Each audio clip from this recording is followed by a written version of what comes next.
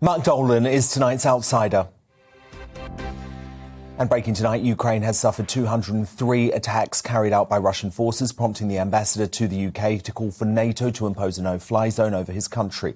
And reacting to today's events, people are quite rightly questioning how the West allowed the conflict to reach this point.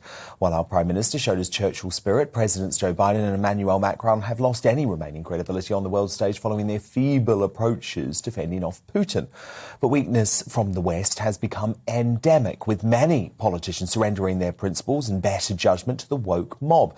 This tweet from the leader of the Reclaim Party, Lawrence Fox, sums it up perfectly. He wrote, "This tragedy should be about a wake-up call to the West, the weak, wet, woke, penance, kneeling, diversity, equity and inclusion obsessing, critical race theory loving, pronoun pronouncing, net zero fanatics who promote victimhood as bravery. This emboldens your adversaries." And as I say in my new Mail Online column tonight, Russia and China have laughed at us as we became obsessed with woke issues like the Black Lives Matter movement, the March to Net Zero and the use of gender pronouns.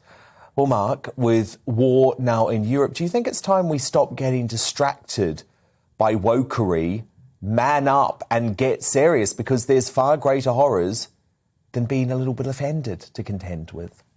Well, Dan, I think we're more than distracted. I think we're in the process of handing over the free world to China, because be clear that this war isn't about Russia, which is a minor world economy. It's all about China. But really, they've won without a single bullet being fired, notwithstanding the current conflict in Ukraine. The West has gone soft, Dan.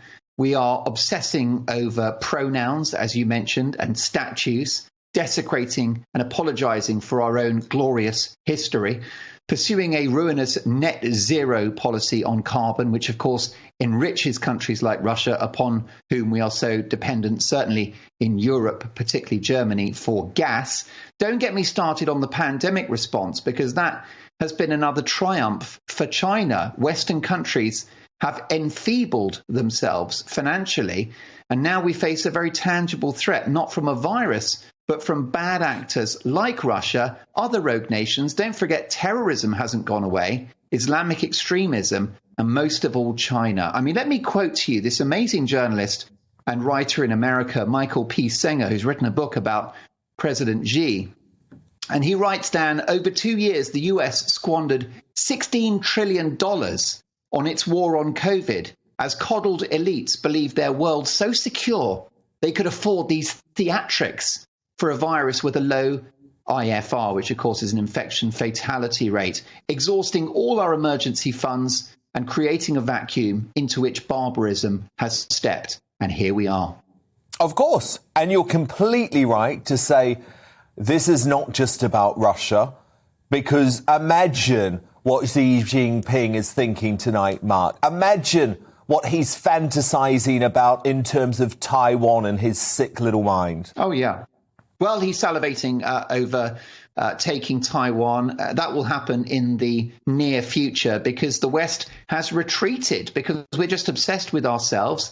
I think we've had plenty for too long, and we've taken our eye off the boil, off the ball. And, you know, in the end, we will pay a human price, an economic price, a quality of life price. I mean, this war is going to have a huge impact on the cost of living in this country. And we really are reaping what we've sowed for too long by being too weak, too soft and too self-indulgent.